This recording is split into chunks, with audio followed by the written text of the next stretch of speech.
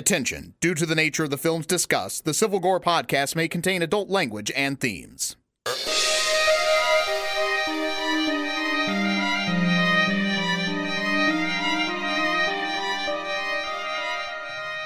Hey there, everybody. Welcome to episode 103 of the Civil Gore podcast. I am your host, Tim. And this is Brian. And we all know what you're tuned in here for because, of course, this is the opening day of NHL free agency. And the New York Rangers have signed Artemi Panarin. Oh, sorry. Wait a minute. This is the wrong podcast. I'm sorry. I you know what? I've been so busy lately following up on things. I got the wrong podcast, Tim. Well, I can't help you with hockey. I know nothing about hockey. Well, yeah. I mean, you got the Hurricane, so you're good. But of course, that's not what you're here for.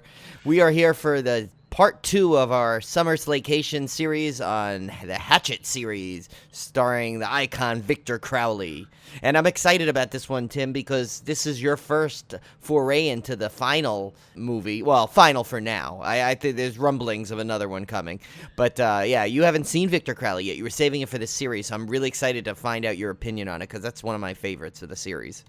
Yeah, and I watched 3 of these movies back to back. I watched the original Hatchet again for last week's episode, and I watched 2, 3, and Victor Crowley almost back to back. And that, I feel like I've just been immersed in that swamp for the last day or two. Tim so much that Tim has to, he goes and showers and gets the muck off. But yeah, and it's funny because if you do watch the first 3 right in a row, it's like one movie essentially. Even though they do a little shifty actress switch in there, but you still could basically watch it as one full movie. I'm just hoping I don't get mixed up because watching them so close together and with such similar, continuous storylines, it's kind of hard to get all your characters straight, which happened in 2, which happened in 3. Yeah. Victor Crowley, I kind of know because that one was new to me, so that one I felt a little more separate. But we'll see how it goes. Of course, it's just going to be an overview for our summer Slaycation, so we're kind of give you our overall impressions of the sequels. So we don't have to go into plot by plot. Yeah, no, we don't. And I did break it down in terms of like some talking points and trivia. I broke it down by movie, so that might help a little bit towards the end in the rundown. All right, guys, we got a pretty big first chop, so let's get right into it. All right, so Brian, we're back on track with our projects here. Yes. My 40 Years of Terror project continues. This time the old roulette wheel spun up 1992, and let me tell you, this was a tough one because there were a lot of notable horror films released in 1992. You had Army of Darkness, Candyman, Bram Stoker's Dracula, Hellraiser 3, Peter Jackson's Braindead, a.k.a. Dead Alive, Buffy the Vampire Slayer. I mean, tons of really iconic horror movies during this year. And the problem is I'd already seen all of them because apparently 92, junior year of high school, what was I doing? I was watching horror movies and going out and every new horror movie released, I was pretty much going out because that's when I had disposable income and no kids, and I could go to the movies anytime I wanted. And see 5 movies at once. Yeah, those were the glory days of horror movie watching, but I decided to go with what I had never seen before, and that was kind of scraping the bottom of the barrel, and I picked this one called NETHERWORLD, released by Full Moon, and NETHERWORLD is not a notable horror film released in 1992. Let's put it that way. It was really bad. It took me most of the day to get through it because I could only watch in short segments. But essentially, NETHERWORLD is about a brothel of sorts, which is the front for a cult which has discovered the power to resurrect the dead. This sounds like ripe for The Last Drive-In, doesn't it? Yeah, it really does. But I think it's just too boring for The Last Drive-In. Oh, it wouldn't even be good for that. That's bad. The son comes to his father's estate. His father passed away, so he inherits this estate, which is near the brothel thing. And as he gets there, he becomes embroiled in this plot that his dad had kind of set things up so that the son would discover the secrets of the cult and bring the dad back to life. And the weird thing about all this is in the description, they talked about how this cult uses winged creatures to make manifest their powers and stuff. Well, I didn't realize they literally meant birds, like regular birds. Really? So but they called them winged creatures to sound like mystical? It hooked me. I thought, there's going to be like gargoyles or something. No, you thought you were getting a sequel to Q, didn't you? No, it's actually just plain birds in cages, parrots and stuff. So It's a really, really bizarre movie. There's a Marilyn Monroe impersonator in it. I don't know. It's very, very strange, and it's very dull. It's got some weird phantasm feel to it because there's like this flying hand that flies around through the hallways. It kind of reminded me of the flying metal balls. I don't know. It's a very strange movie. I can't recommend this one at all. Wow. So I mean, if it was, since it was in a brothel, was the Netherworld dealt with nether regions too, or just? No, you didn't even get that. My God! It was dull. It was very, very dull. It was the most boring brothel movie I've ever seen. And that's a genre in itself. Boring brothel movies, and if that's the cream of the crop, wow. Yeah. So I cannot recommend Netherworld. So. There are tons of movies from 1992 that you need to watch, and even if you've seen them before, just watch them again instead of watching Netherworld. That's my recommendation. Is it bad now? I'm like curious about it though. Like, or am I just like, should I just quell that? This is not urge? So good. It's so bad. It's good. This is so bad. It's just bad. Oh, it's just boring. It's very boring. All right, I'll stay away. So I got to return to my Twilight Zone project, and I did notice an error. I apologize. The last time I did it, I left off one of the episodes on the disc that I watched. So that'll be the first one. This was the last one on the last disc, which was Nothing in the Dark. And it was about an old woman who has fought with death 1,000 times, and he has always won. But now she finds herself afraid to let a wounded policeman in her door, for fear he is Mr. Death. Is he? So that one, it was okay. I mean, it was one of those. I don't know. It's like when you watch all the Twilight Zones in a row, like I have been doing, like I've said this before, the common themes start coming up, and I feel like this is a very similar plot to other ones, just with a little bit of a twist to it. Mm-hmm. With some ones I've seen before, and granted, when you've seen every one of them from the 80s, all the series, you don't know which one which came first anymore. But yeah, this was okay. It was decent. But anyway, now back to the next disc. So the next disc I had was this one had a mix of some classics and some other pretty decent ones. So this one was One Mole Pallbearer, and it's wealthy Paul Radin tries to get 3 people from his past to apologize to him by offering them shelter from a staged and phony nuclear war scenario. So this one is interesting. So this one has that it's got the nuclear war fear in it that a lot of the Twilight Zones had. It's got that mean practical joke one where the guy wants to get back at somebody for some reason, kind of like the one where the guy tricked the guy into cutting his tongue out, basically, to be quiet, So there's a lot of the common themes mixed into one, but it was pretty cool, this one. I like, it was kind of fun. It had a weird ending to it, but it was still pretty good. This one is another one that I swear to God, this is just kind of a repeat theme to that one where the guy could change his face, and this one's called Dead Man's Shoes. And it's a homeless man takes the shoes of a dead gangster and steps into his life. So, and it's basically, it just keeps ending up with, this guy goes, when he puts this guy's shoes on, he takes over this guy's life, and he goes to avenge his own death with this gangster that he feuds with. But it just kind of sets it up that it looks like no matter what he does, he's never going to win, kind of a thing. It's kind of like, but it kind of reminds me of that one where the guy changed his face, and he ends up being in the wrong place, This one was really good. This one actually my favorite of the disc, I think, because I remember seeing it a long time ago, and I think it's because how you and I have said we always like those old minor characters or like those old Wild West, like those prospecting thing. This guy was not a prospector; he was just like an old hunter, but just with the whole where he called his wife, he was like, "Well, woman, I got to go," but in a very friendly way, not in a derogatory way. And it was like, "Oh, mom, pa," like that kind of thing. And so it's called The Hunt, and it says, upon returning from a coon hunt, Hyder Simpson discovers that no one can see or hear him because he has passed on. And I have to say, when I was watching this one, it was very reminiscent, which probably took, which the Forrest Whitaker one had an episode that kind of, I think, borrowed from this, because basically it's him and his dog walking along. Both realize they have passed on, and the dog is a little suspicious of the situation, and and he's very loyal to his dog. It's just really good. I don't want to give it away because it's a good, nice little twist to the end, but it's really, really cool one. I think that one you'll like, Tim, if you have caught up to that one yet. Oh, I've got a little aside here. If you like mountain man type stuff, there's a series of books by Terry C. Johnston, and they're westerns. Oh. And they're about a character named Titus Bass, and he's like an old mountain guy in the 1800s, like a trapper. He's a fur trapper. And he takes this guy from New York who comes out west to seek fame and fortune, kind of takes him under his wing and takes the city man and turns him into a mountain trapper. And there's, they interact with Native Americans, and there's adventure and grizzly bears and stuff. If you like that kind of stuff, these books are fantastic. Very good series. Cool. Yeah, Terry C. Johnston. I'm going to have to check those out. Yeah, the Titus Bass series, that's the main character's name. Nice.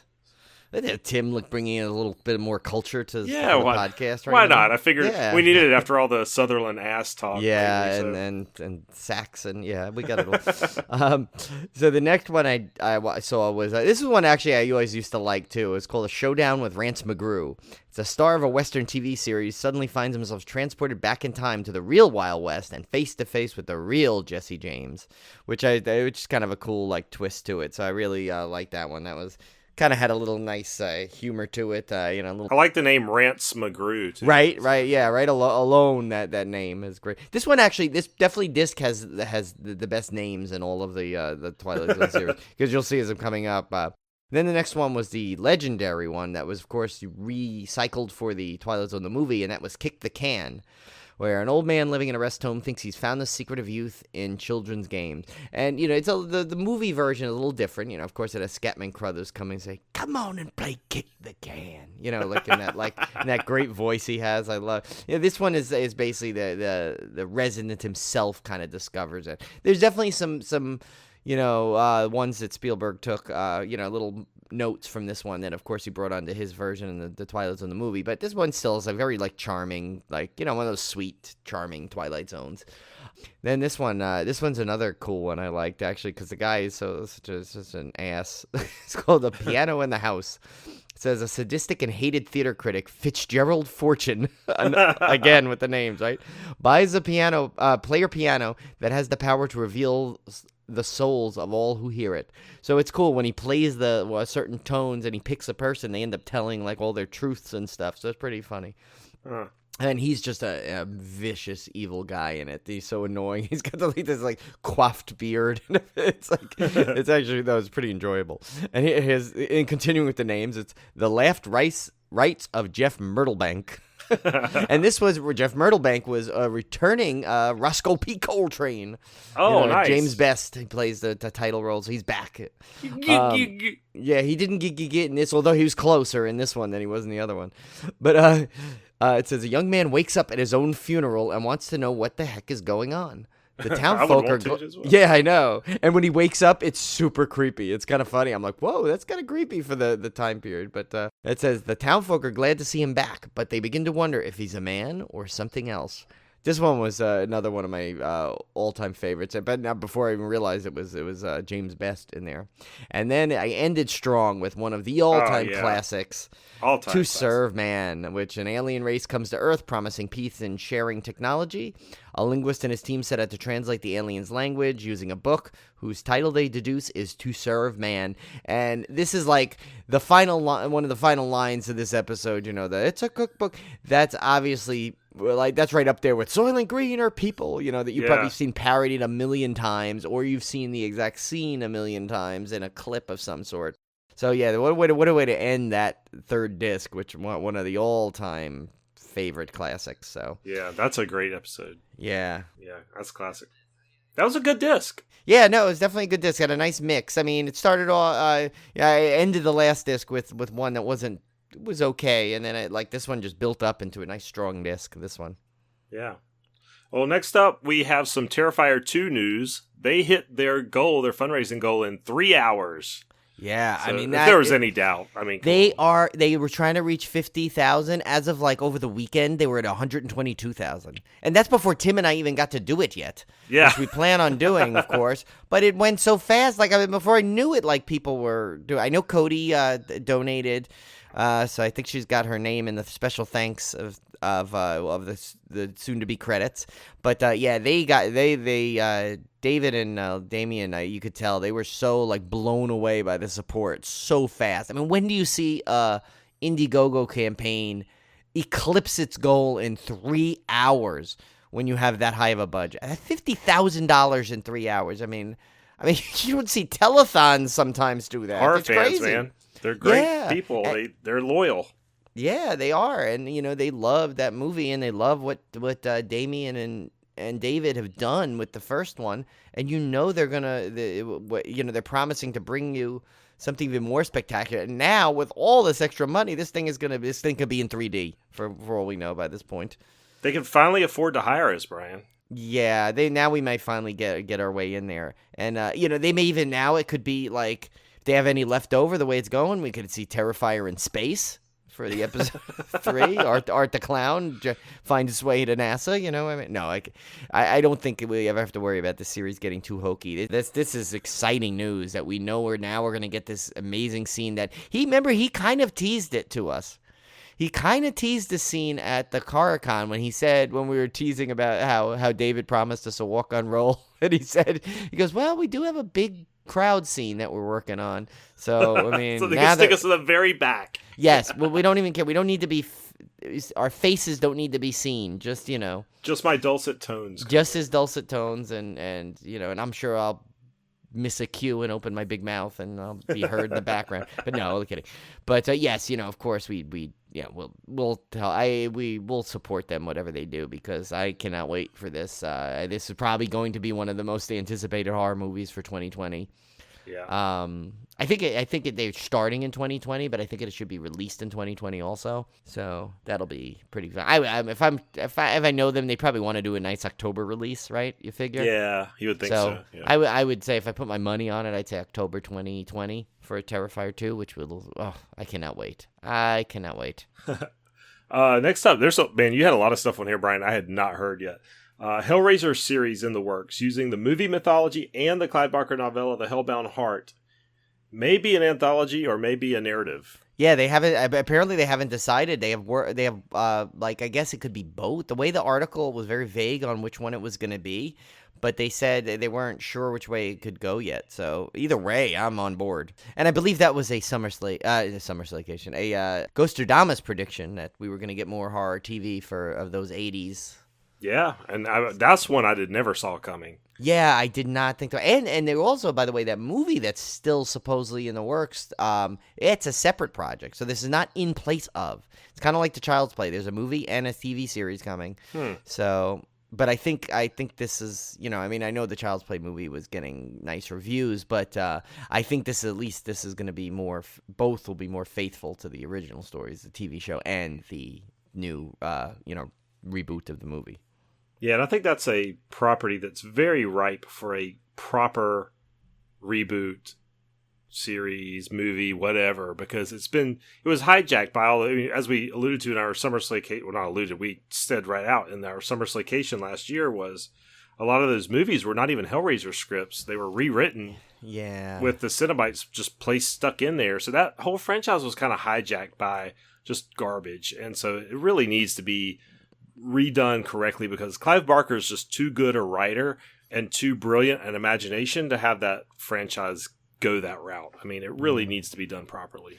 Yeah, I mean, the last one was decent. That was pretty good. It was just those ones in the middle that had a couple of they really went off the rails. Like, it was that what was that one we hated? Remember that really bad one? Oh, I don't even remember which one it was. I think I tried to block it out of my head. With the faux pinhead in it? Yeah. Oh my God, that was terrible. But the way they're redoing a lot of these Stephen King movies to kind of bring them up to date, why couldn't you start doing some really faithful Clive Barker adaptations? Because now you have the technology to do it that you didn't have back then. With his imagination and some of the stuff in his novels, it was probably unfilmable back then, but now you have CGI and stuff, you could actually do it and do it properly. So yeah, I'm really looking forward to that. Yeah, no, that'll be really cool, I think. Next up, Metallica's Kirk Hammett has new Funko Pop line, which has him as Frankenstein's monster and the creature from the Black Lagoon, which I'm trying to wrap my head around. I mean, I know Funko has every property that you can possibly license, but Metallica dressed as Universal monsters is not one I was thinking of. Yeah, well, it's just him. He's a big horror fan, so I think it's like Okay. something with him. And they think that there'll be more. This is just the first two, so I guess he's a big, and apparently he rivals you in terms of fandom of the Universal monsters.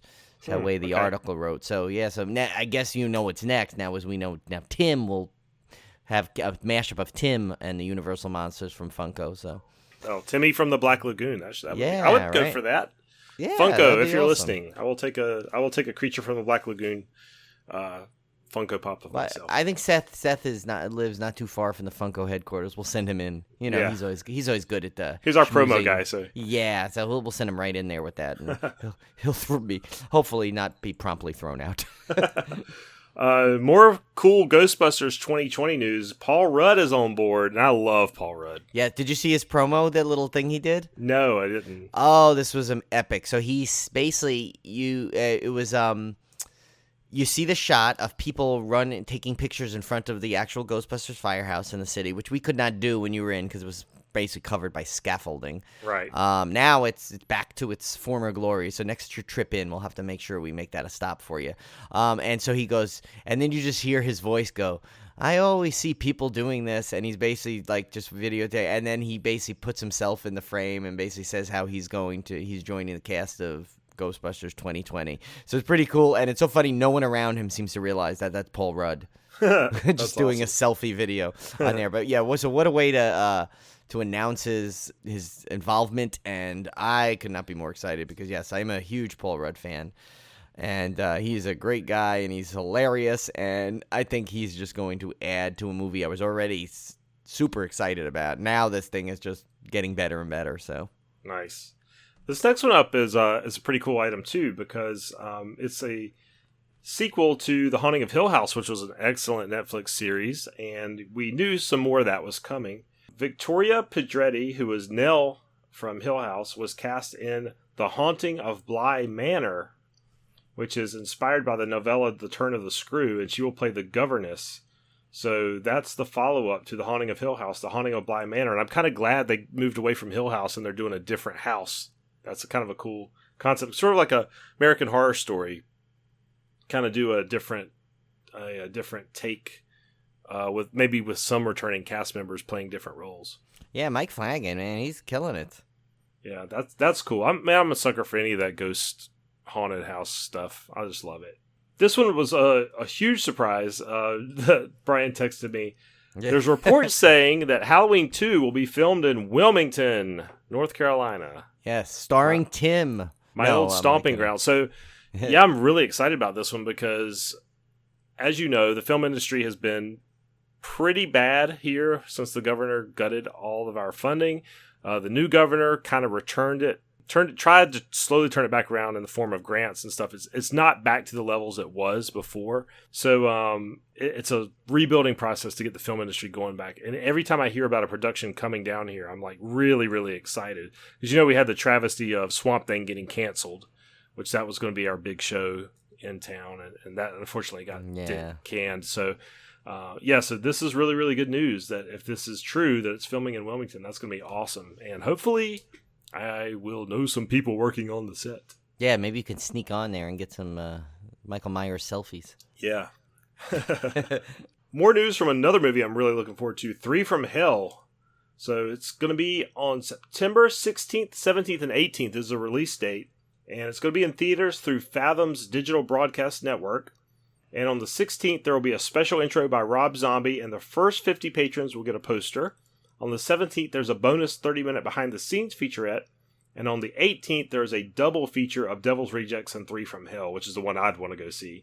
Yeah, for sure. So, but what a cool idea, though, and what a novel idea, really, to like basically get people, big fans, in to literally come in to see this movie 3 times, because there'll be people that will go every night for the different things. I mean, I think I'd be more like you. I think if I had to pick one, I'd probably be more apt to do that double feature.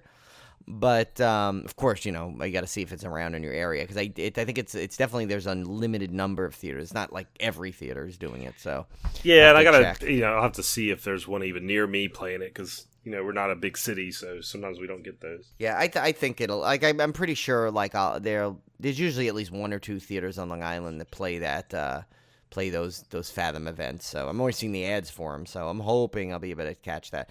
I mean, there's always probably I could see Alamo Drafthouse in Brooklyn maybe doing it. I can get there. So I'll definitely will try and see it. More so just for at least for the podcast to kind of report what the event is like. If I can that'd be cool. Get to one of these. So.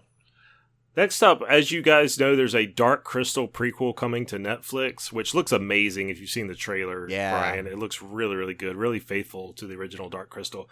Well, kind of along the same lines, we're getting a Gremlins prequel, Gremlins Secrets of the Mogwai, a 10-episode animated prequel set in 1920s Shanghai, which tells the story of how 10-year-old Sam Wing met the young Mogwai called Gizmo, and this is going to be on Warner Media Streaming, which, God, I don't need another streaming network. That's the thing that killer. Another one? I mean, I'm really just hoping they offer a free trial and you can watch them all in one shot. Oh, my gosh. I mean, listen, I'm all supporting for the individual content, but now it's getting to the point of where, cutting your cable doesn't matter anymore because you'll end up spending almost as much to get all these different shows on all the streaming services.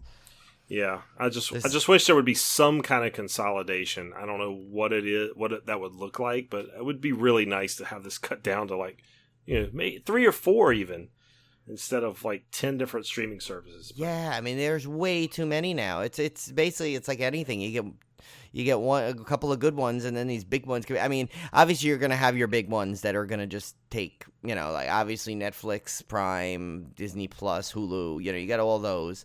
But then those other minor ones, of course, well, it's not minor to us, but like a Shudder and you get the Tubi TV. A lot of people stream stuff, and then you got the network ones with the CBS. I mean, there's just so many, and YouTube too. But at least they're going to free for all their big because they're not really doing any other than I think other than Cobra Kai. I don't think they're really doing any original content. So, and that could end up going elsewhere, I wonder. But I know, Series 3 is going to be free after a certain time period. So that's at least a positive thing. But, it's just, it's becoming to the point of where it's going to be very costly.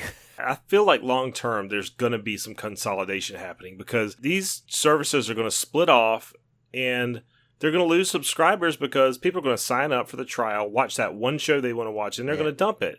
And unless these companies can afford, like Netflix and Prime, to keep putting out original content that people want to see, they're not going to last. Yeah.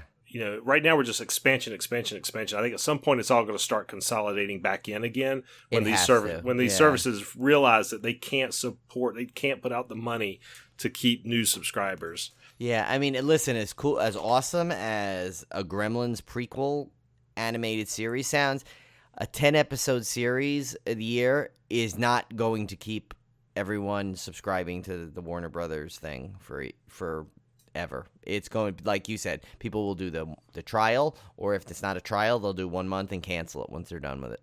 And Warner Brothers probably thinks, okay, well, if we pull all our movies from Netflix and we pull all our movies from Amazon Prime, and this is the only place people can get our movies, then they'll go to our service. And I don't believe that. I think people just find something different to watch. Yeah, I mean, Netflix, there's too much on as it is. So actually, that'll only benefit them if they start losing stuff, because then I can because I almost have 1,000 things in my queue that I know I'm just never going to get to. I mean, between the shows and it's and plus Netflix was smart. I'm sure they probably signed a lot of these things to long contracts, so it's going to take a while before they're allowed to remove them. Yeah. So, I don't... We'll see how it shakes out, but... Yeah. But you know what? Actually, Tim needs to come next, though, now they get Dark Crystal and Gremlins, it needs to be a Labyrinth, prequel. And that would be a really good one, because the comic books are really into the background of Labyrinth. There's been a whole lot of comic book series around Labyrinth. I haven't read them, but I know there's a ton of them. So you've got a lot that of existed. Yeah, there's tons of Labyrinth comics. So that would be, and then they're real serious, sort of like the Dark Crystal prequel and everything. I mean, they're not kiddie type comics. So you have a kind of a rich history and source material there to work from. So that would be an excellent one. Yeah, I'd totally be down for that.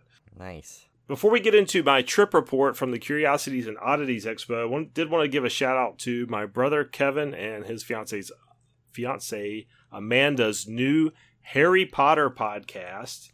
It's called The Fox and the Foxhound, which is their Patronuses.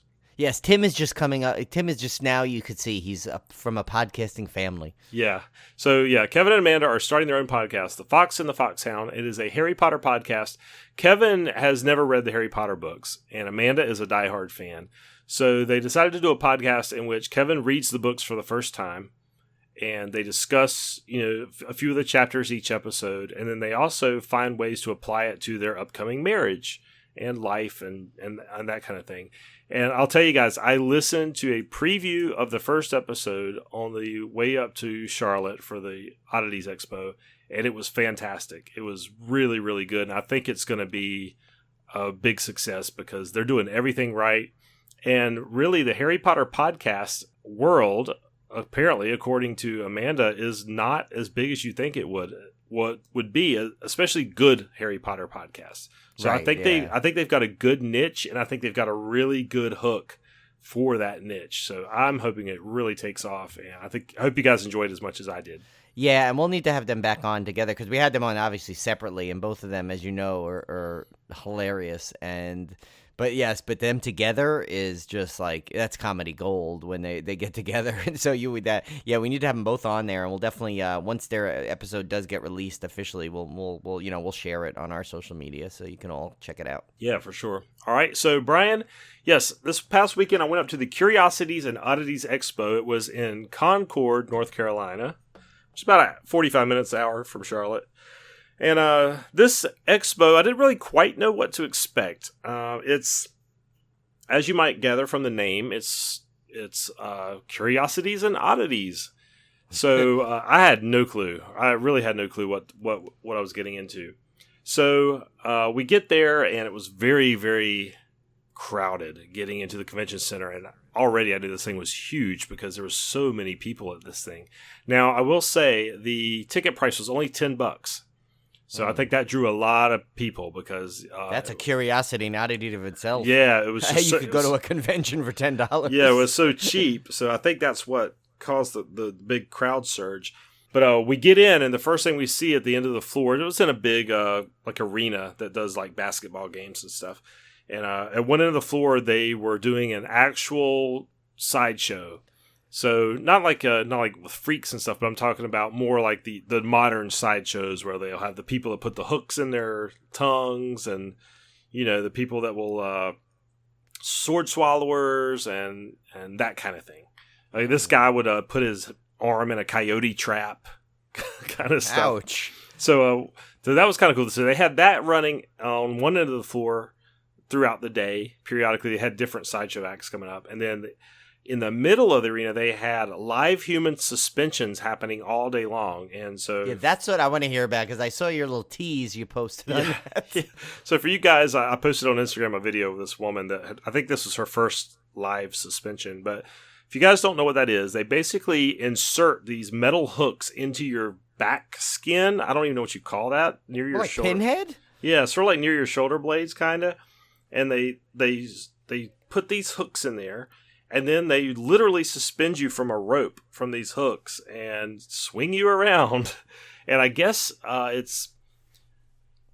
people get a high from it because I guess all your endorphins and stuff kick in.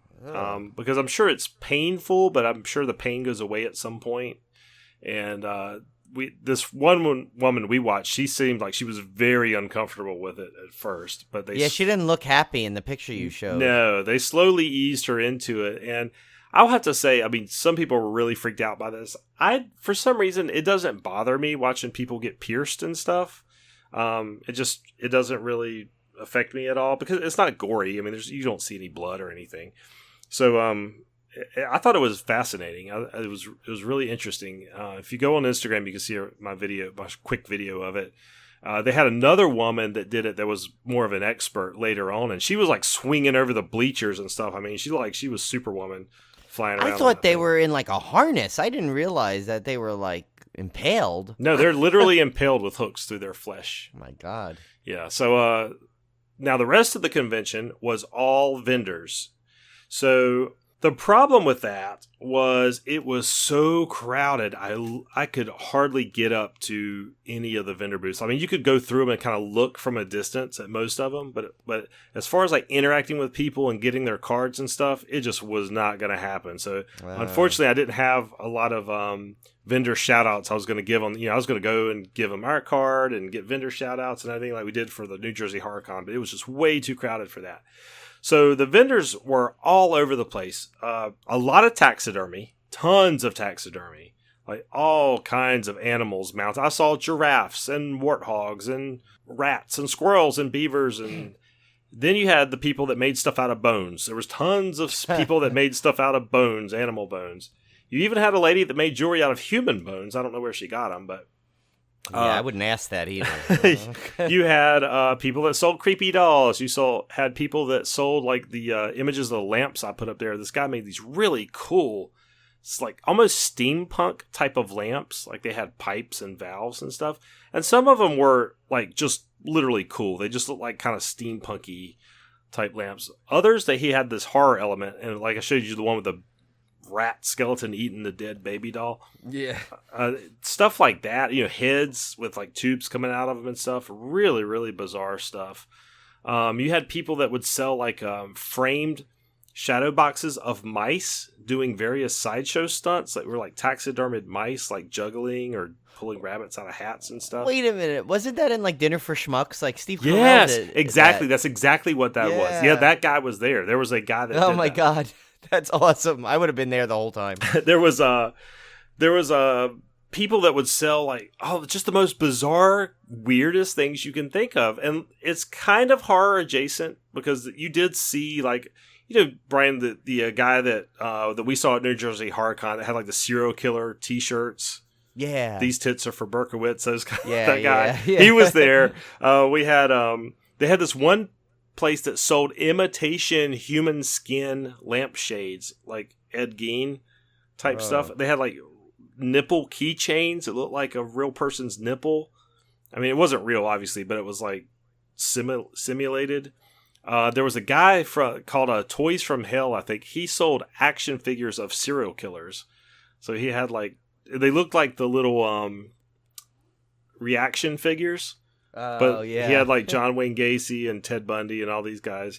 You had some really cool art prints, I have to say. One guy I really loved, I didn't get his name, but he made this really vibrant, like almost neon colored pop art of like Universal monsters, like Frankenstein and stuff. Sort of like the guy we saw at New Jersey HorrorCon, but these were in a more cartoony style. And this guy would take bowling pins and he would make the Universal monsters out of the bowling pins. It was really weird. Like he'd paint onto the bowling pin. So he actually had a Creature from the Black Lagoon bowling pin with the fin stick out of the side. It was really, really cool. I mean, really expensive too, but... Did he have any to spare? I would have asked him that if I thought of it. Yeah, and then, probably, I mean, you don't want to interrupt him because he's trying to strike it rich. Yeah. But, snakes in jars. I mean, any kind of thing you wanted in a jar. Dead bats. You could buy dead bats. You could buy snakes in jars. Anything in formaldehyde.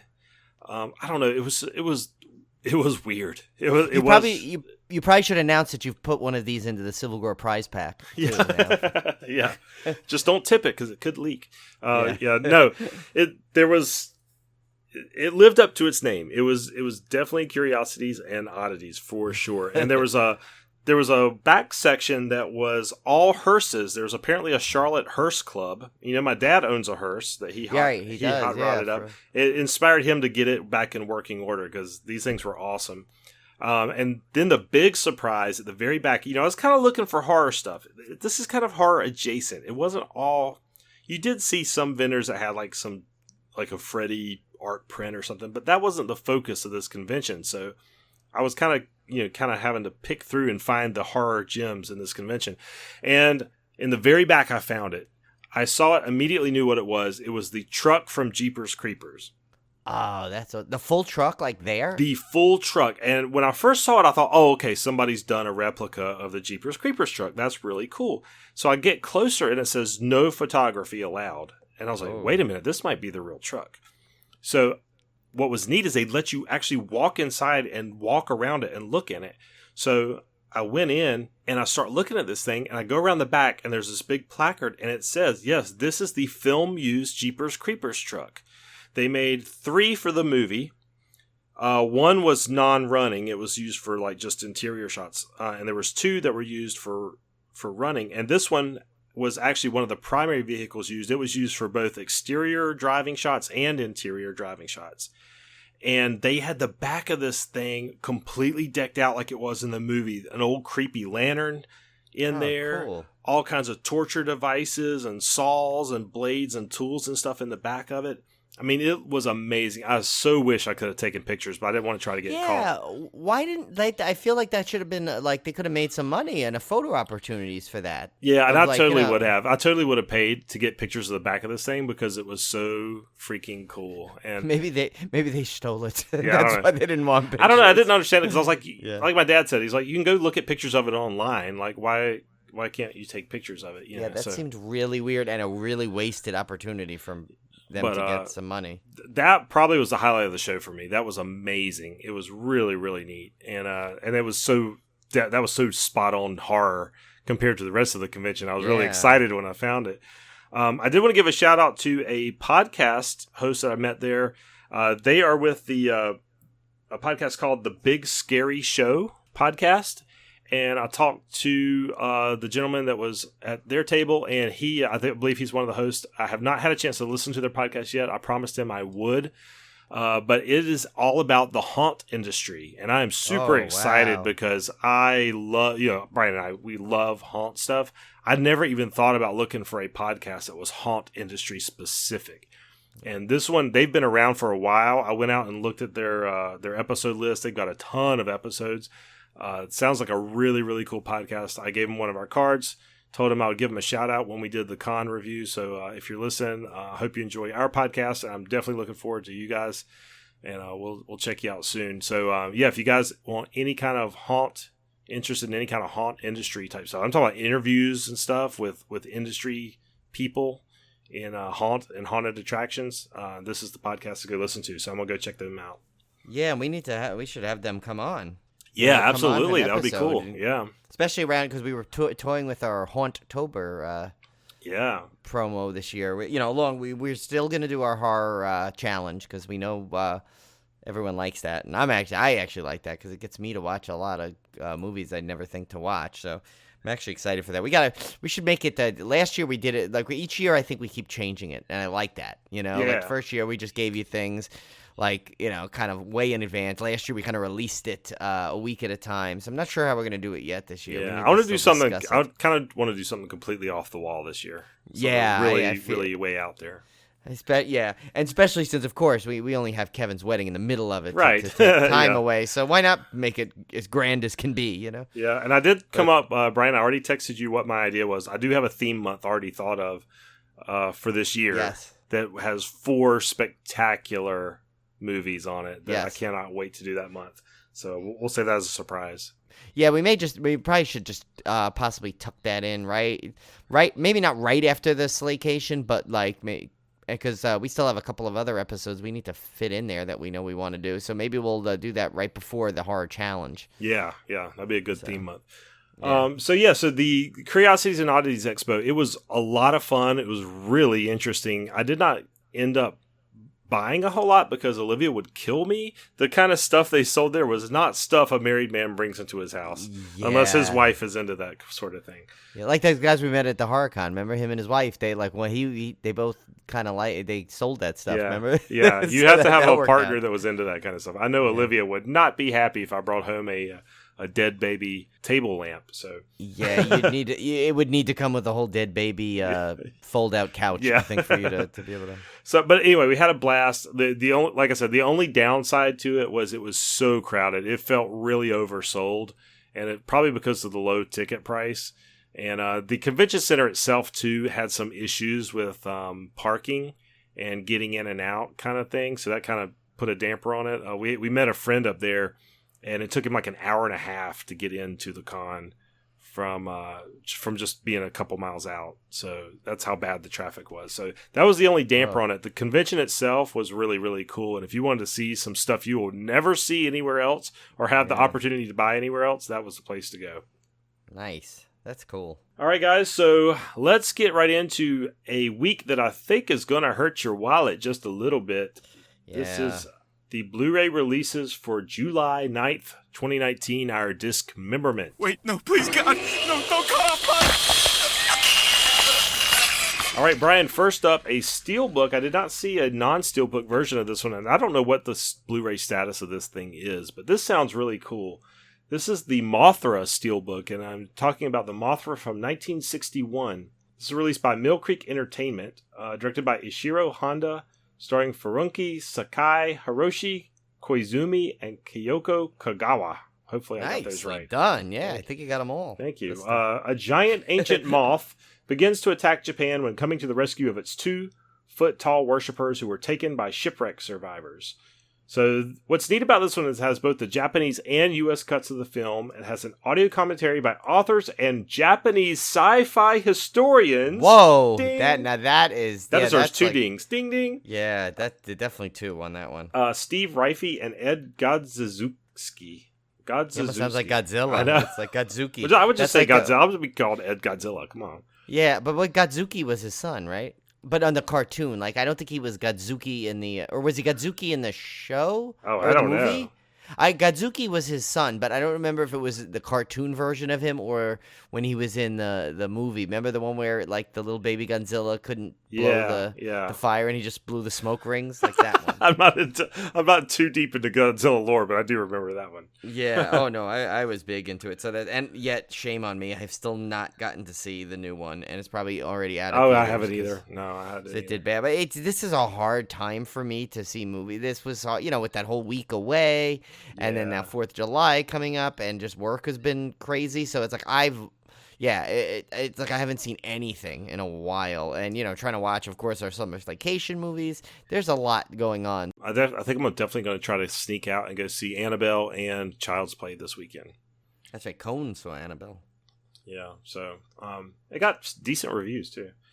Okay, and this one also has original trailers and photo gallery. So that sounds like a cool... That one I might make a Steelbook exception for. That one sounds pretty cool. Yeah. By the way, I just found out. Okay, so Godzuki was on the cartoon, and he was Baby Godzilla in the movies, apparently. Manila? Mania. I could be pronouncing. I could be butchering the way they said it now. It says, okay, Manira. Sorry, Minya is what they use in the dubbed versions. The dubbed American version is Minya, but it's Mania, I guess, or Minya. I don't know. But then again, this is me Googling really quickly to find this, so I apologize if I totally butchered that for everybody. But next up, the big release this week, Pet Sematary from 2019. This is a Paramount release, directed by Kevin Kolich and Dennis Widmeyer. I didn't know this had 2 directors. I don't think I realized that either. I always heard Kevin Kolich, but I never. Yeah, but anyway, learn something every day. Stars, of course, Jason Clarke, Amy Selmitz, and John Lithgow. Yes, who has a delightful scent. Yes, and this one, but remember, this version of him has the tobacco beard the old smell. Tobacco, so. Yeah, that's the special edition. Dr. Lewis Creed and his wife Rachel relocate from Boston to rural Maine with their 2 young children. The couple soon discover a mysterious burial ground hidden deep in the woods near their home. Special features this time include an alternate ending, deleted and extended scenes, a Night Terrors featurette, the Tale of Timmy Baterman featurette, and a Beyond the Deadfall 4-part featurette. So for a Paramount release, that's a pretty good disc. Yeah, that seems like, and that from what I understand, the alternate ending was pretty good. But I think what they ended up going with was, I still think they said was better. But I'm curious to see this alternate ending because I've heard some rumblings about it. And I love this version of it, so I'm curious to see all the little features on here. Yeah, I just picked up the anniversary edition of the original Pet Sematary at Target the other day for like $7 or something ridiculous like that. So I'll definitely have to pick up this new one to go beside it on the shelf. Yeah. Next up, this is my pick of the week, guys. Dead of Night, 1945. Released by Kino Lorber, directed by Alberto Cavalcanti, Charles Crichton, Basil Dearden, and Robert Hammer. Why does it have 4 directors? Well, this is an anthology, and in my mind, it is one of the best horror anthologies ever released. Is this the first? Could it be the first? It may very well be. I don't know enough. I'm not a film historian, Yes. but ding. But yeah, it's if it's not the first, it's definitely the best, especially from this era. If you guys have not seen Dead of Night, please get this Blu-ray and watch it. I don't think it's been out on Blu-ray before. Ever, yeah. Remember how hard it is? We got lucky because didn't you say it was on like some? It was on a channel, and you told me, and I recorded on my DVR. Yeah. I think it was on TCM one night or something. That's the only way I got to see it.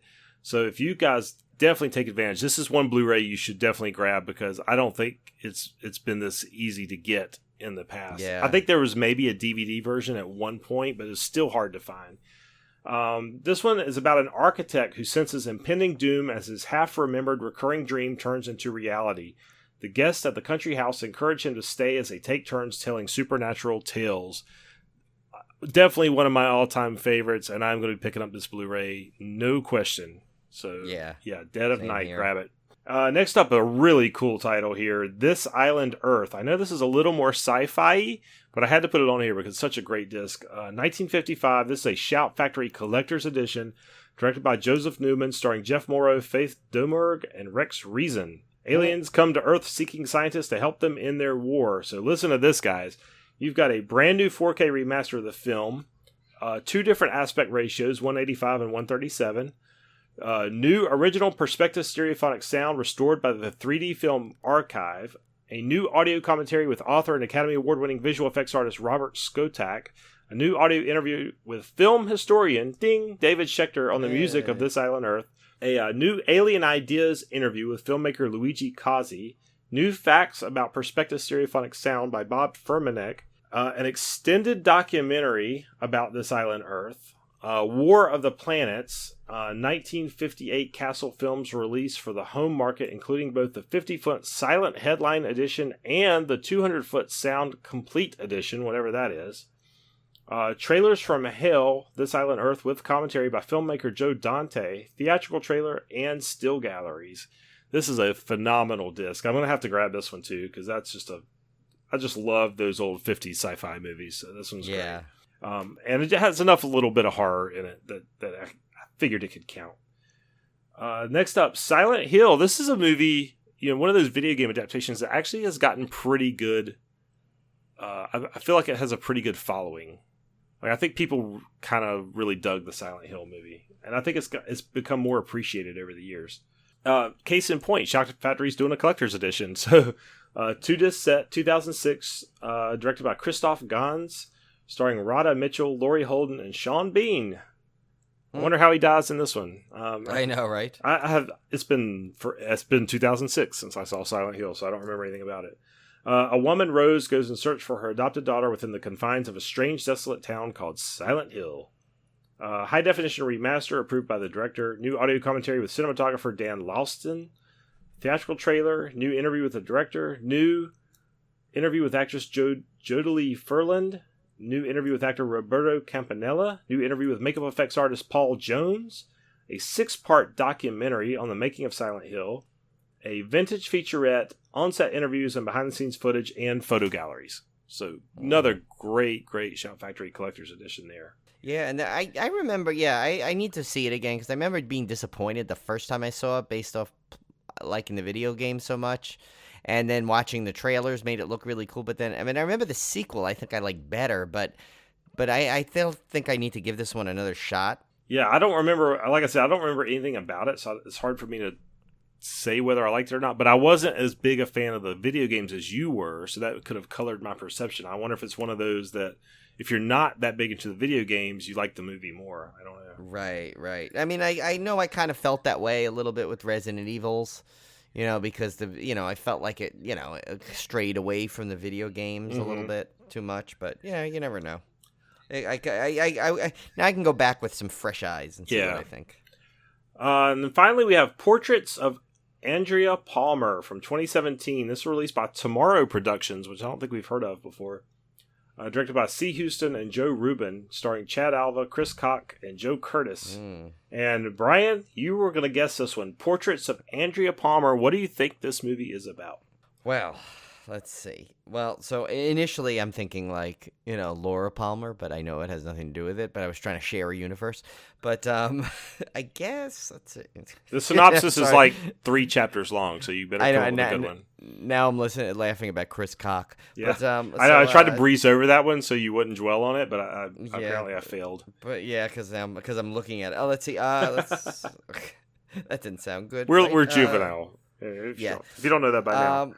Let's see, Portraits of Aaron. Okay, so I'm gonna think it's got to be something where someone finds this picture of a woman, and they're just obviously just drawn to it in some way, and they probably get caught up in a whole bunch of different kind of some kind of they go into some kind of rabbit hole trying to figure out who this woman is, and probably leads them into a lot of trouble with some kind of supernatural element.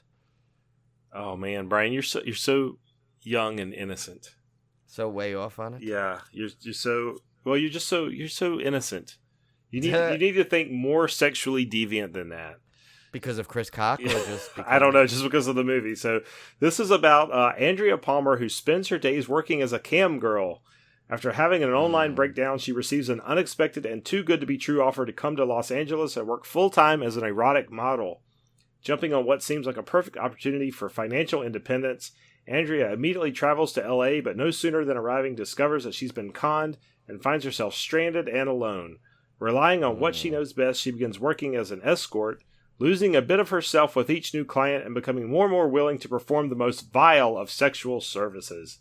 That was way off. A decision which can only end in tragedy and violence. I kind of feel bad for poor Andrea Palmer. Yeah, so this has an uncensored 2K remaster and audio commentary with directors C. Houston and Jay Lyons, which is weird because Jay Lyons is not listed as one of the directors above. Yeah. And behind-the-scenes photos and stills and an original uncut trailer. See, I think it's somewhere in the way they got so embarrassed by this film, they forgot who really directed it. They just start throwing names together. I don't know, so... There you have it. I would say probably my least most wanted on that list because every other disc on this week I actually want to buy. Yeah, this is really not the pick of the week. I can tell you that. Yeah. So anyway, well, let's get to our main feature. Of course, we are going into a second part of our summer Slaycation.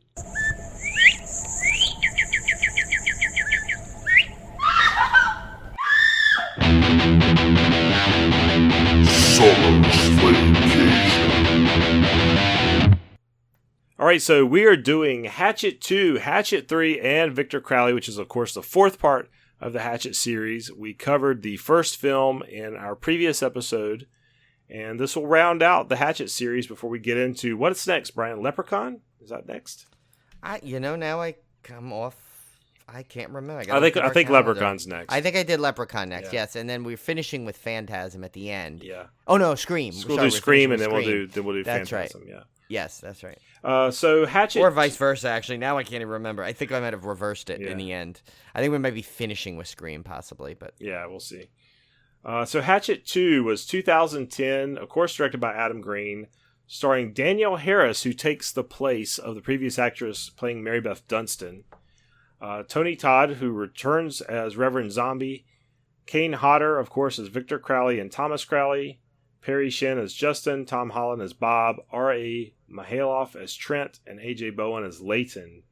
Mary Beth escapes the clutches of the Bayou Butcher Victor Crowley and returns to the swamp with an army of hunters and gunmen, determined to end Crowley's reign of horror once and for all. So as we left it at the end of Hatchet, Mary Beth Dunstan was... whacking at Victor Crowley's face, I believe, right?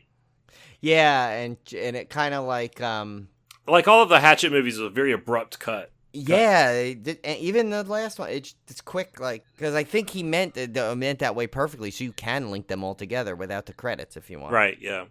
So, but this one picks up, which was interesting because they switched actors, so that was kind of the cool part of this. Danielle Harris becomes the new Mary Beth Dunstan, and like Brian and I said last time, if you had not seen these movies in 4 years, which was the actual span of release between them, you might have, if you weren't a big horror fan, you might have been forgiven if you thought it was just the same actress. Yeah, because actually, I gotta say, Danielle, the actress in the first one looks close enough to Danielle Harris that you could not realize. So this one is interesting. This one continues the story, and I'm talking like that day, or the next day. So there's no. You have to remember, even though there's a 4-year span between these films' release, the actual storyline takes place over just a few days. Until Victor Crowley, which we'll get into. Right. But so Mary Beth Dunstan returns to town and recruits, and basically an army, with the help of Reverend Zombie, recruits the townspeople to come out and help her destroy Victor Crowley once and for all. And that's your basic plot line of this movie. It's basically the hunt for Victor Crowley. No longer is it a bunch of kids stranded in the swamp. Now they're going after Victor Crowley himself. And the neat thing about this one, too, is that they do go into a little more of the backstory of Victor Crowley. Right, and that's what I like. They kind of don't give it to you all in one movie. Right. You know, they like kind of like piece it together. So, well, I mean, I guess technically if you put them all together, you know, it has that one movie feel. But really, you know, as a viewer watching them as they were released, you kind of, it's nice because you get a little bit more to the backstory each time, and it really helps develop the mythology.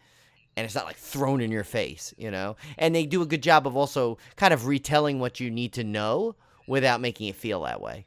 Yeah, and I thought this one was cool because did everything a sequel should do, in that it continued the story, but it also had, you know, it upped the ante on the kills. So it had some really, really good kill sequences in this one. And it changed the formula just enough with these hunters kind of going into the bayou after Victor Crowley to kind of get away from just redoing people trapped in the swamp again. So I like that they kind of flipped it, and now Victor Crowley was the one being hunted, sort of, I guess, since he really does all the hunting. Let's be serious. Right. And so, yeah, that was the basic gist of this one. Very short movie. I think it clocked in at under 90 minutes, I believe, for the sequel. Yeah, and what I liked is it kind of gave you the almost the Nancy from Nightmare on Elm Street, or the Tommy from Friday the 13th. It kind of gives you, like, you know, it basically reveals Mary Beth Dunstan as she's like, her family has a link to Victor Crowley. She's not just some random person, right, you know, in the storyline. So I like the fact that it's kind of like you're really learning about this whole world here of Victor Crowley.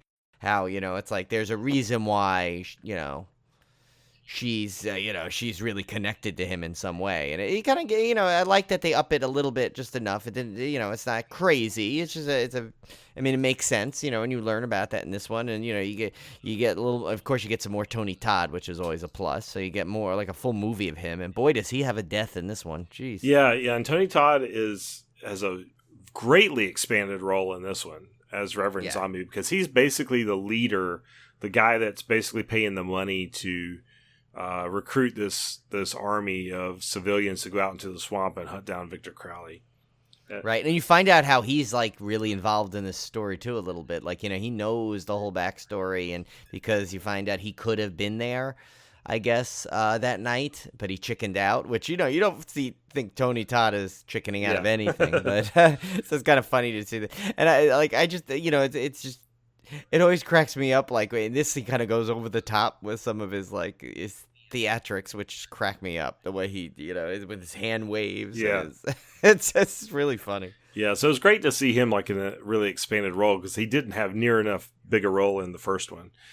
No, he was very supporting, like, little, like, minor cameo almost, I'd say, in the first one, where it's this one he's a big part, which it probably was planned all along. Yeah, which would make sense. So yeah, and we should also bring up Perry Shin returns, even though he was killed off in the first movie. This becomes kind of a running joke in the Hatchet films to bring Perry Shin back on board. This time he plays the twin brother of the character that was killed off in the first movie. Right. So that's their way to get him back into the film, which is really funny. And they get really creative with this later on, as we'll see. Yeah, they just keep, So, He what just were could your not be killed. what were your thoughts on this one, Brian, compared to the first film? I mean, how does it stand up as a sequel? I mean, I think as a sequel, it's great. It definitely is great. It's funny though. Out of I think it still ends up in order. I mean, or should I say my order of them? I like till the end. We'll save it to the end, just kind of in general. Okay. What do you think? Yeah, no, I liked it. I think it was a great sequel. I mean, I love all the films, so it's like, and like I said, I liked it does, like you said perfectly. It does what a sequel needed to do. It ups the game, ups the gore, ups the even ups the humor, it pretty much ups everything, which is what a good sequel will do. But without the expense of you don't lose the narrative out of it. You're still expanding on the mythology, and you still get, but without giving up any of the stuff you love about the first one, which is it sounds like it's an easy task, but how many times have we seen it not happen? Yeah, right? yeah. So, and Adam Green, that's a testament to him. He's just a fantastic filmmaker. He knows what the fans want. He knows what he wants, and he does a great job of giving everyone what they want, basically, in his movies. Yeah, for me, it was also a great sequel, but it wasn't better than Hatchet. I'll have to say, I prefer the original just because I like the, and again, that might be a little bit of nostalgia talking because that was the first one I saw and it established the backstory and everything. That was the origin of the character. But as far as like a sequel goes in terms of pure entertainment, I thought it did a fantastic job. Again, not better than the first one, but still a very, very rock solid sequel, and one that I could put on any time and enjoy it. Oh yeah, I could put any of them on really at all Yeah. times, and I have. There's times I just it's or sometimes I'll see it on Amazon. I'll just stream it or what. I have them all on Blu-ray, so.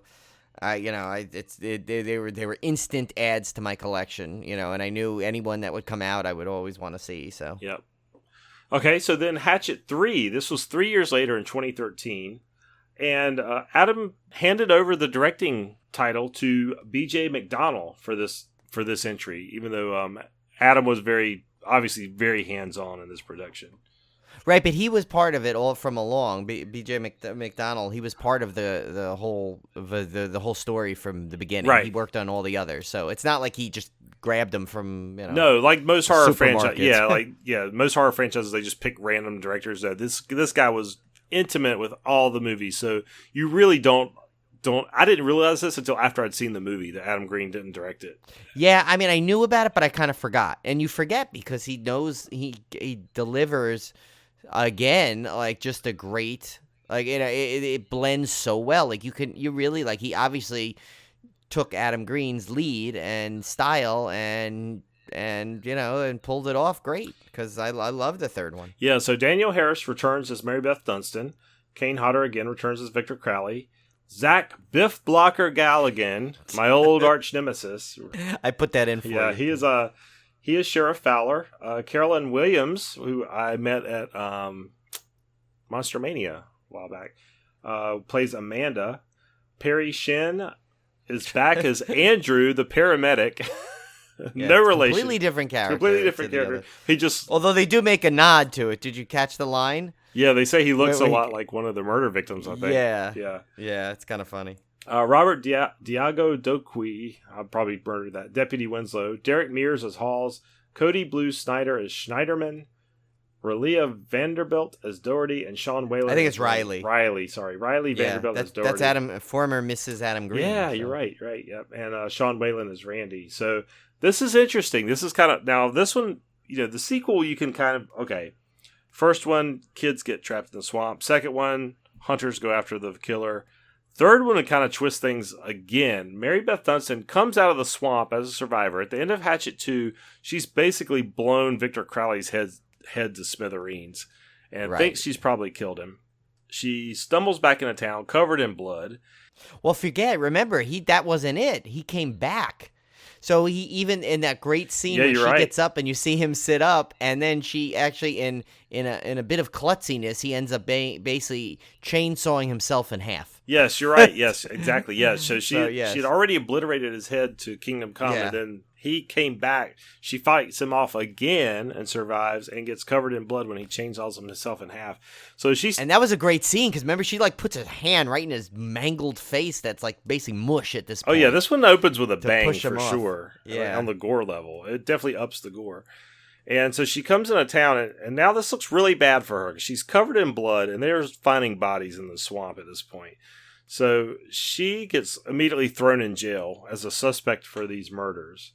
Yeah. And that's where the big twist to this one comes in, because now you have the heroine of our story is in prison, locked up, trying to basically, our final girl is now like she's locked up gone. And trying to convince people that Victor Crowley is real and he may still be out there. And enter Carolyn Williams, who is one of the only people who believes Mary Beth about the legend and thinks she knows the way to stop him. And this is a kind of an interesting entry because this one doesn't really, other than the first opening sequence, which was really spectacular, it kind of goes through a fairly slow period where you're not really in Victor Crowley slasher mode. You're in more of like the police department and figuring out what they're going to do with Mary Beth and learning some of the backstory and stuff. So this one kind of takes a break from the nonstop slasher type formula and kind of goes a different direction for a little while, which I thought was kind of interesting. Yeah. And I like that it did that because you remember, and again, if you put it, put it in the perspective of if you watch 1, 2, and 3 back to back to back as one movie. It's basically like like a middle act. That part in the third one where kind of you start to learn about further mythology, and you find out like there are people that believe in Victor Crowley, and there's someone actually who, and it's kind of funny because it's like basically you got Billy Peltzer over there not believing in it, and his wife is like the biggest diehard Victor Crowley, I guess, biographer. And like they obviously estranged in the by that point in the movie. But and so she's like no, we like, and it's just a great dynamic because while like literally like this whole group is going in the swamp trying to get trying to figure out what the heck's going on. They can't figure it out. I mean, it's kind of obvious that people are still dying and she's in jail, but yet it takes them a little bit slow on the uptake there to catch that that's not her still. But yeah, and so while that's going on, you have like Carolyn Williams literally trying to convince this poor deputy, who was hilarious, by the way. That guy was one of my favorite characters. Trying to convince him that you need to let her out. I need her to, because basically her belief is that if she hands over Thomas Crowley, which is to Victor Crowley, which is basically what he wants. He's always looking for his father, which of course now he's been long dead, so he's only in ash form. If she's the one that hands him over, that will end Victor Crowley's curse of coming back. Now, it's a little bit of a stretch because it really does, the mythology there, I mean, they always say he's out, haunting the swamp. I don't remember them ever saying he's just looking for his father. So, I mean, but then again, maybe it's just a piece of mythology they purposely held back. Yeah. For this movie, which is fine. Like I said, I do enjoy that but that's what I'm saying. So it's it's a little bit like, okay, a little convenient, but still very minor detail to nitpick. But and it's still, it brings up though a great plot device in there, is that because then they go to one of the all-time greatest cameos where they have to find Thomas Crowley's brother, which is played by Sid Haig in this, which is just vintage. Oh, but Sid he was Haig. So good in this. Oh so my God, good. I mean, and I should have I almost felt like putting him in the starring things just because of this performance. This like little, what is it, maybe 6 minutes he's in it? Right, he's such a vile, racist human being in this. He just does such a wonderfully convincing job of being this total a-hole. I love it. And And he keeps reusing one joke where he pretends he can't hear the poor deputy, and he's like, "Well, I can't hear what you're saying," and he just yells at him, and he's reacting. It's just like, I mean, it's such. I tell you, Adam Green is great at comedy too, because he adds a lot. He obviously wrote these, so even though he didn't direct it, but if you saw a show, Holliston, there's a lot of great comedy in there, so he's got a ton of great comedy while doing a lot of great horror. So he's like. And which we always said we appreciate. So it's like, this one it's just got it definitely like changes the game a little bit it's still a slasher, of course, but it does add a lot more depth to it. Yeah. And it's kind of, so it's interesting. Usually it's funny because it's the opposite. Like usually as you get more into the sequels, you kind of just go into pure like slasher, no story, but he still continues it and adds even more story to it, which is pretty unique for a series. This one felt like a good wrap-up to the series, so you could tell that he probably thought maybe this would be the last one. Right. And I think he had even alluded to it after this was complete, that probably was going to be the last one, and which would have been fine. I mean, it would have ended the series on a good note. There was nothing wrong with the way it wrapped up, and I think he intentionally wrapped it up in that way that you had a really nice, tight, complete story arc there. Right. But 4 years later, we would get Victor Crowley. So 2017 was the fourth entry in the Hatchet series. Now, if you remember, it's been over 10 years in real life since the in Hatchet movie. life. And in Hatchet life, yeah. Yes. So this one again was directed by Adam Green. Again starring Perry Shin, who survived Hatchet 3. Yes, and it's for once he's the same character. Yeah, he's the same character coming back. And what's interesting to Andrew is that he has been run through the ringer as being one of the accused of the murders that Victor Crowley perpetrated, and so he was exonerated, but now he's sort of like they even mentioned O.J. Simpson in this. He's sort of like the O.J. Simpson, right. Even though he's exonerated, like everybody thinks he's guilty. Again, stars Kane Hodder as Victor Crowley, Laura Ortiz as Rose. The great Dave Sheridan as Dylan. He is fantastic in this. Oh my God, probably my favorite part of the whole movie is his character. Yeah, he literally hijacks this movie apart to where it's like, I mean, there's a couple of people I think that hijack certain scenes, but once he comes into this thing, this is hilarious. Like, I mean, one of my favorite lines when he just goes when Brian Quinn goes like in there and he's trying to calm Tiffany Shepis' character Casey down. She's like, what happened? He goes, Austin is dead. And he comes in, dude, I'm right here. And he goes, Austin's alive. It's all in the delivery. He's just fantastic. He is. That is like perfect casting for that character. He's, I mean, over the whole movie, he's just killing it with jokes, and it's great. Crystal Joy Brown as Sabrina, Felissa Rose, the great Felissa Rose as Kathleen. Yes. And she has a lot of dick management in this one, too, which is kind of funny. She does. It's kind of funny. I mean, I'm sure that is an intentional nod. Yeah. Because remember, she told us that Adam Green had this part designed for her. Yeah. So, and was she perfect in this? Oh, my gosh. She was fantastic. Brian Quinn, who... Brian mentioned as Austin, Tiffany Shepis, another great, as Casey, Chase Williamson as Alex, and Katie Booth as Chloe. Basically, the cast of the Casualty Friday is in Pretty here. much, yeah, you're right. It is.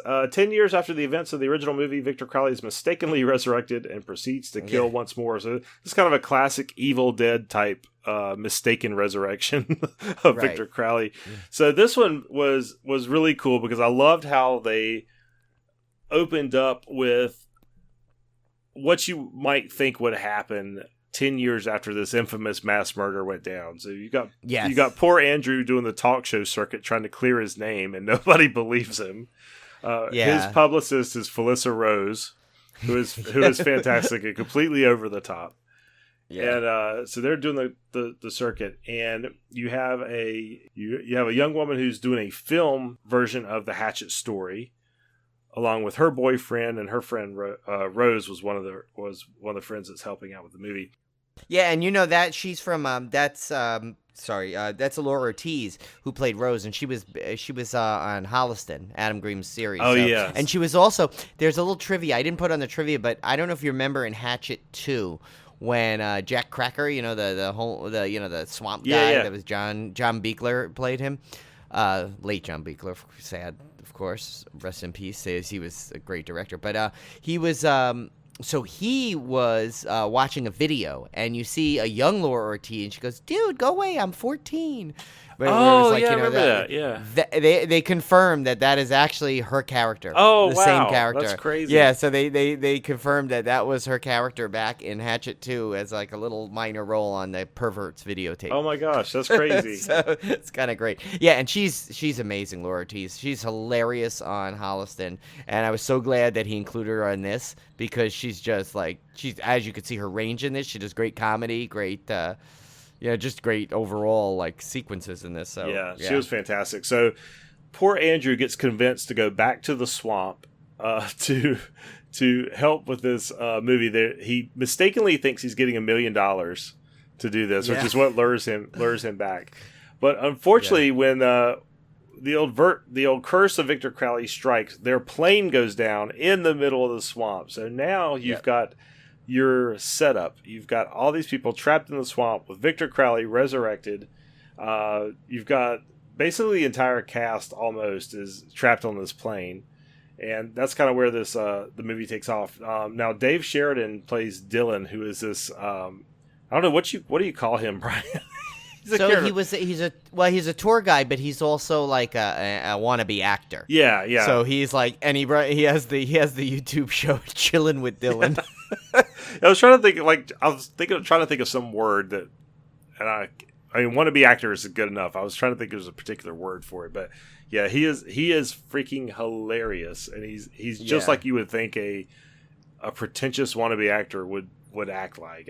And Adam Green's movies are full of kind of these exaggerated characters, but they're just hysterical.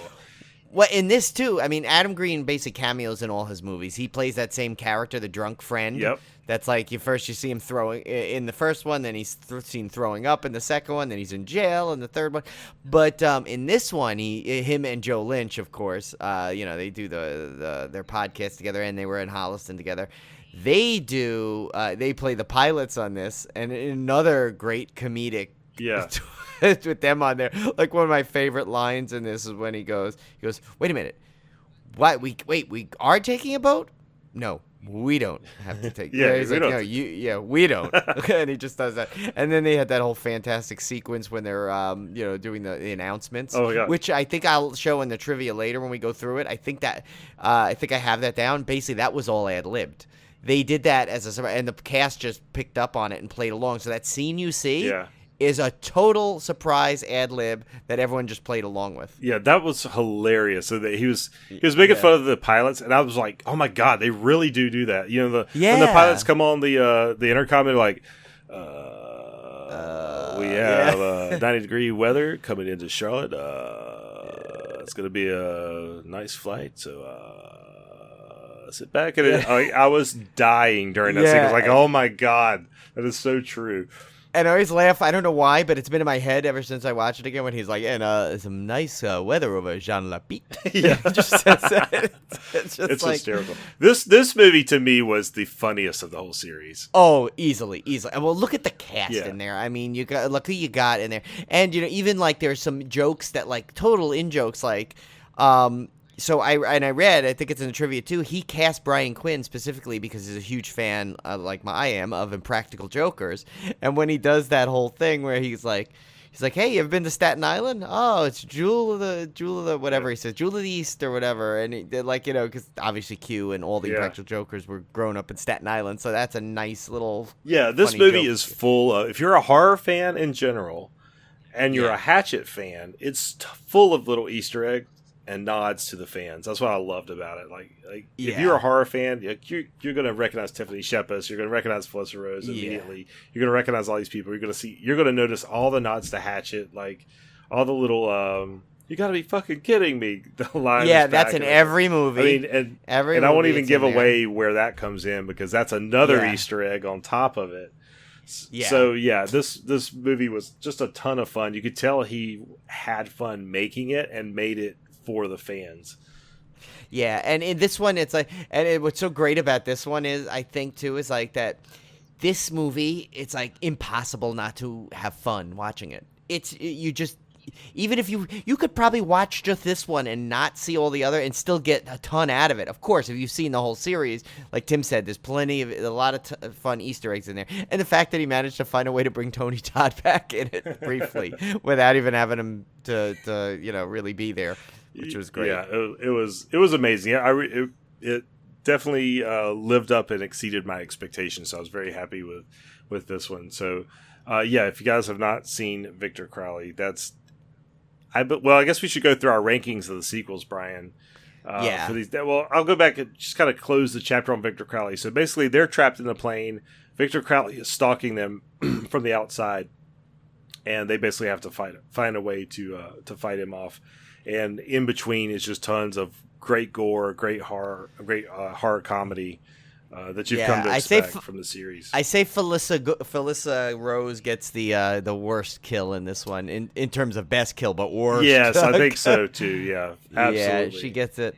And what's funny is they even she doesn't even have the dignity of being left alone in that position because she comes back of basically where she is, and they have to basically use her phone. It's pretty funny because I will not say what that kill is for those who have not seen it. It's an epic.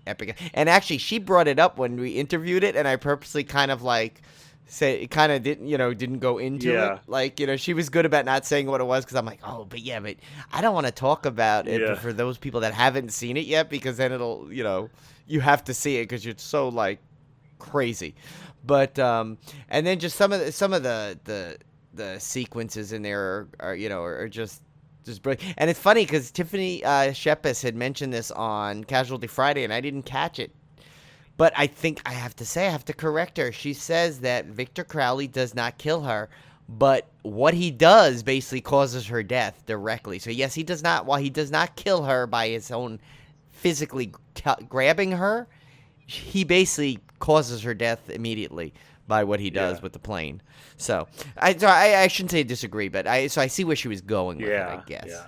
But anyway, it was a lot of fun, fantastic, and I'm not going to give this away either for those that haven't seen it, but you definitely want to stay till after the end credits. Yes, it's the only after credit scene. Yeah. And I was kind of expecting it, and I kind of knew it was coming at some level. Just I had it in my gut, and I was rewarded, and I was right.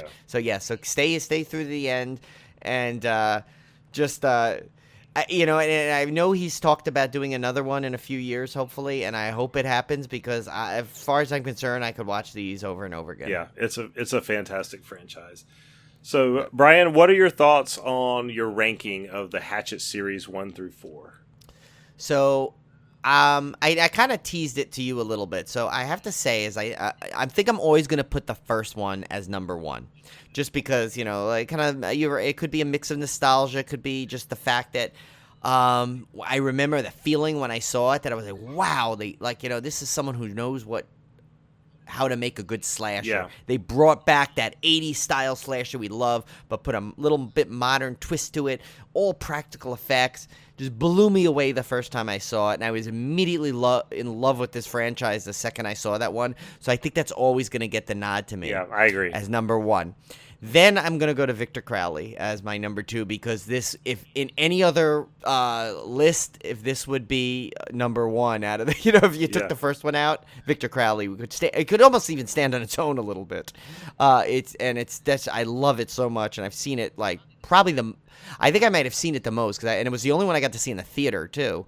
If you remember, I saw it in the when it did the tour, and so that's my second. And then it's hard between 2 and 3 for me, but I think I might give the slightest edge to 3 and then 2, just because I really like the way 3 kind of added a little bit of that, and also Sid Haig. I mean, yeah, he was great. He was so good in it, and that secret, and Carolyn Williams. And I know it was Tony Toddless, but I don't know. And I think I'm just good, just because I liked what it kind of did, and plus, because we got to see Billy Peltzer get wiped out after what he did to Tim. Yeah, it's kind of a just dessert. So I think it's a close, and it's one of those ones I could see myself flip-flopping depending on if I watch it again.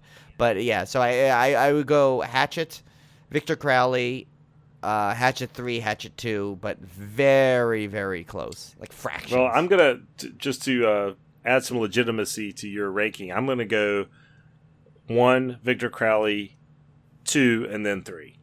I think I think I preferred 2 slightly more than 3 because of Tony Todd, and because it did not have Billy Peltzer, and who I'm still slightly bitter about. Yeah. But I kind of liked the more traditional slasher formula of 2. Not that I didn't appreciate the way 3 kind of went in that different direction. I do appreciate that from an intellectual level, but just from a gut, like, want to watch it again, I would prefer the more formulaic slasher structure of part 2. So I would go, but Victor Crowley definitely my number 2 spot because it's so freaking hilarious. It's to me it's the funniest of all the Hatchet movies. Oh yeah, and I loved Dave Sheridan's character so much in this movie that I would just like to watch that all the time. So yeah, like when he's in the cockpit and he's just trying to get anyone on. He's like, "This is a consulate ship on a diplomatic," and he's just saying all these random things and the thing when he's like when he keeps saying like, she's like, "Does anyone have another idea?" He goes, "Maybe he just comes back every time." And he said it for like the third time. She goes, "Another idea." It just there's the cast looked like they had the best time making that, and they played off each other so well. It was perhaps one of the best ensemble casts in horror movies because usually when you think of a slasher, there's so many like characters that are just throwaways.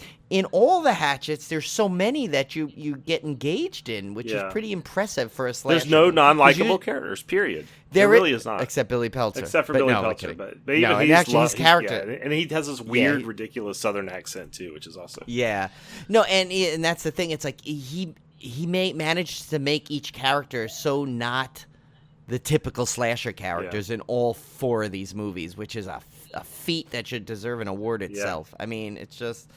Yeah, I just absolutely loved it. I want them to be a Hatchet Halloween Horror Nights house at some point. I think that would be amazing. That would be cool. Because that just, can you imagine that? Oh my God, that would be so cool. Just seeing all the Victor Crowley. And by the way, I think Victor Crowley has one of the best surprise Victor Crowley appearances when he gets the boyfriend in the shed that they're in. Because it's like there's like this slight, he's about to appear, but it's like he waits on this one beat. Yeah, that one got me. That one got me. Or maybe he's not coming, and then he just comes running full speed in, which again goes against every slasher trend because Michael Myers walks, Jason walks. Freddy just, does what he does. But, like, Victor Crowley just comes running in at full speed like he's going to, like he's an outside linebacker, Yeah, that one got me. That scene got me for sure. Yeah, I mean, so he's an opposing force, a frightening villain, yet he I love this series. One of my favorite series of all time, easily. Now, I don't know if you want to go through any of the trivia notes, but we can go through a couple of them for each of the films. Yeah, sure. I think that, I think this one was my favorite out of one of the 3. It says, so Hatchet 2, this one says, the unrated version of this movie was shown in 60 theaters on its debut weekend across the United States and Canada. Most of the theaters, though, were unaware of the extent of the extreme violence and vile content, and nearly all of the theaters had stopped playing the movie by Monday morning. Which is what we alluded to last episode, where they had to release that R-rated cut because of that. Yeah.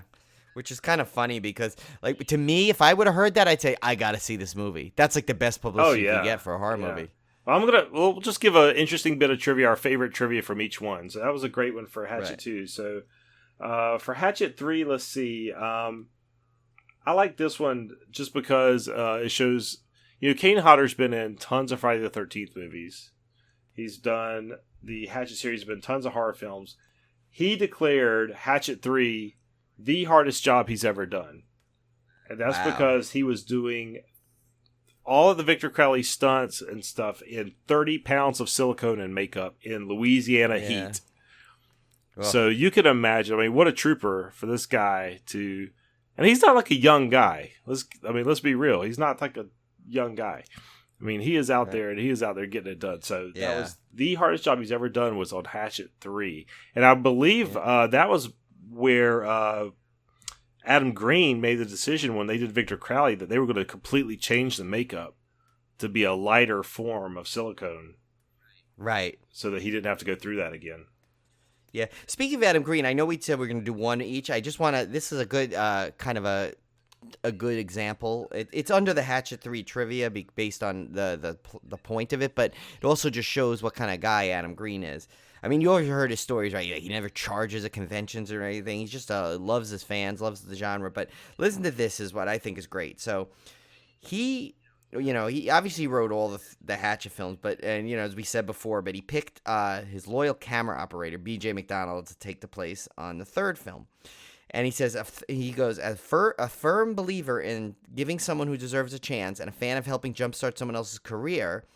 He says he personally asked his fans to give BJ a fair chance in a blog posting on the first day of principal photography, citing the fact that BJ has been with the franchise since day one and reminding fans that Green himself was still responsible for the movie and coming up with most everything that would happen in it.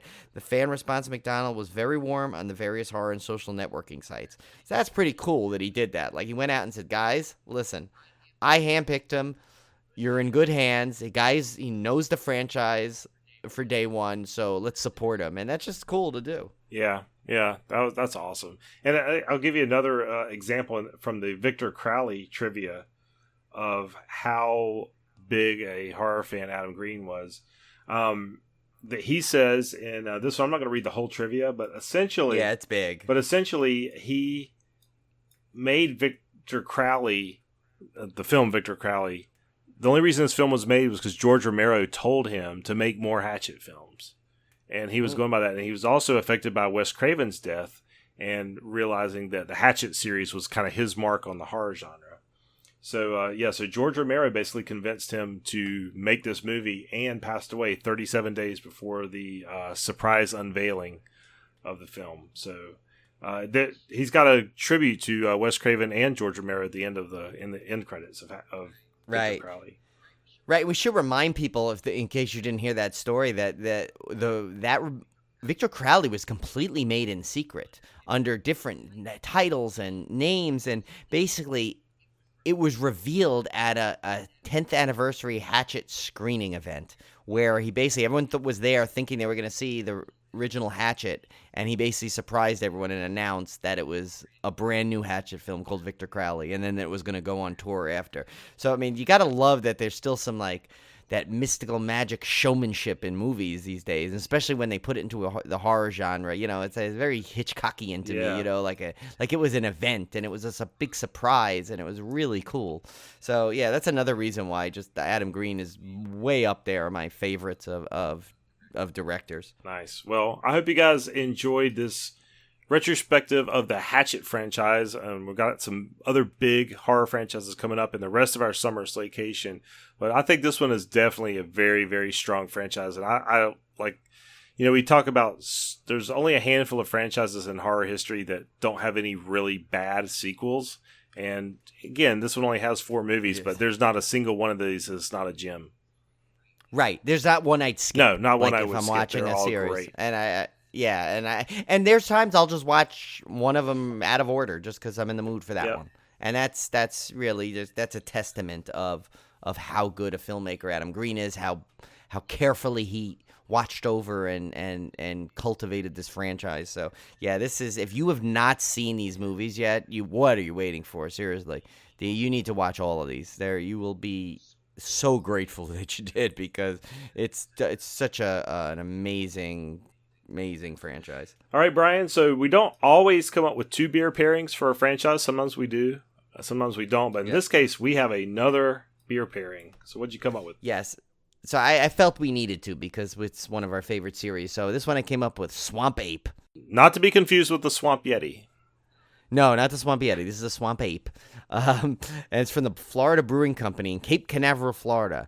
And this one seems up our alley, though. Look at this, a 10% double IPA, nice. Which I love, right? So, and I know you're a big IPA guy, too. So, and this says, the fresh and lively hop character is derived from using 4 hop varieties: Cascade, Centennial, Chinook, and Columbus. This beer has an intense hop bitterness, flavor, and aroma balanced by complex alcohol flavors, moderate fruity esters, and a medium malt character. Suggested pairings include robust steak, spiced grilled cedar plank salmon. Wow. This sounds like our descriptions of like what people smell like. But spicy chili or stew, and a juicy burger with sharp cheddar. Oh. So that's like, this is like a gastropub That sounds good. feast. Oh, I know, and I'm getting hungry. It says this award-winning beer earned the 2011 and 2010 bronze medal in the Imperial IPA US Open Beer Championship. Wow. So this is something I'm keeping an eye out for. Yeah, I'll that tell sounds you. amazing. Next time I'm at Florida, I am looking for this beer, Swamp Ape. Wow, that sounds really good. So, yeah. All right, so time for our triple threat answer. Last week we were looking for an actor or actress, and we had some correct answers this time. Paul got it. Yeah, Paul got it. Cody got it. Dave got it. And I was all, and technically I think Greg said he had the same guess as Paul. He just didn't send it. But yeah, so, and this one I thought I was being crafty, but I guess I got to make them harder. Yeah, well, you've too yeah, easy. I think you need to up the challenge now. So clue number 1, I've been in 3 movies that have had a worldwide box office total of over $1 billion. The actress we were looking for was Lupita Nyong'o, who was in Black Panther, The Last Jedi, and The Force Awakens, who all had totals over $1 billion. So, Yes. I mean, talk about just like making a name for yourself like overnight. I mean, just put Right? yourself in a Yeah, few seriously. billion-dollar grossing movies. You'll get. And she was an Oscar winner before Yeah, all this. I So mean, it's like, I God. mean, think about that. She's fluent in 4 languages: Luo, English, Swahili, and Spanish. That's amazing. I'm amazed by anybody that can speak 2 languages fluently, much less 4. Let alone 4. And look at the 4 very Yeah. different ones. And as of this year, she's been in 2 films nominated for Best Picture Oscar. Those were, of course, 12 Years a Slave from 2013 and Black Panther from 2018. So, yeah, she dodged the Oscar curse. You know, sometimes these actresses win an Oscar and then they kind of like fade away. And she only Right. just went boom and just blew up. So that's awesome. Right, and plus she was in Us, which, did you see yet? I by the did. way? I saw Us. You know, Oh, we'll you have to finally talk- saw. Oh, so we got to yeah. talk about this next time. We'll save it for next week. We'll maybe do it in the first chop with Tim's review Yeah. of Us. But yeah, and I mean, obviously she's amazing and absolutely blowing you away. In that Definitely movie, one of so- my favorite current actresses working right now, for sure. Oh, easily. She's the greatest, and she will of course reprise her role as Maz Kanata in The Rise of Skywalker. Yes. Nice.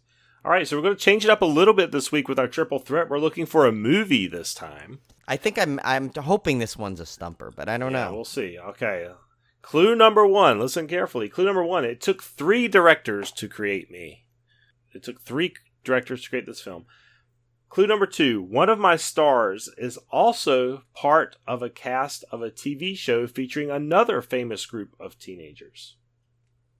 It's a little wordy, but if you say, oh, don't worry, I'll post them again, and when you read that, it'll Yeah. make much more sense. And clue number 3, another member of my ensemble cast had to deal with a babysitter and even Santa Claus in other films.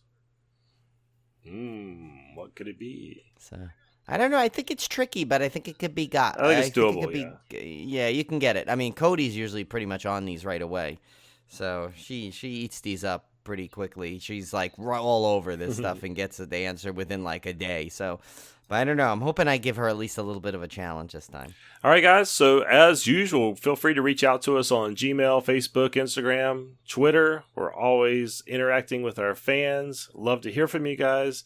Leave us an iTunes review if you haven't already to be entered into a Civil Gore prize pack contest, which I've still got to get some photos, but we've got some cool posters, really cool posters to give away. And Cone added one to Yeah. it for us. He picked up the Annabelle poster that's going to go in I there. mean, I'll tell you too. what we got. We've got magnets. We've got posters. We're going to have a cool Blu-ray. I mean, this is all like legitimately